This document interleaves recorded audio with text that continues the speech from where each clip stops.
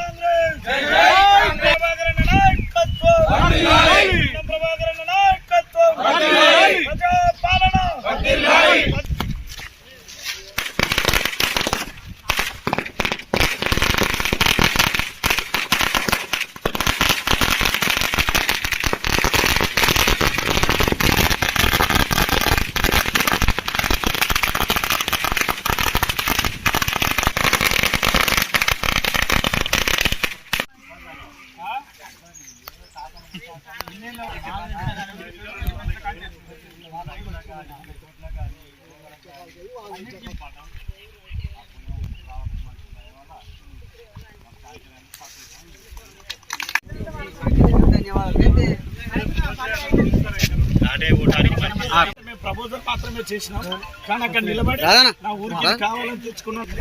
అందరు గ్రామాలలో ఉన్నవారు ఊరు కోసం సేవ చేస్తారు.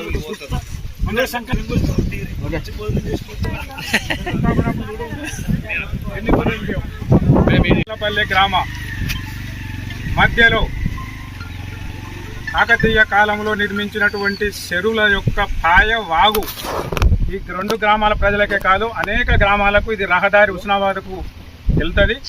ఇట్టి దాని మీద బ్రిడ్జి నిర్మాణం కొరకు అనేక సందర్భాలలో అనేక ప్రభుత్వాల దృష్టి తీసుకెళ్ళాము, సాధ్యం కాలేదు.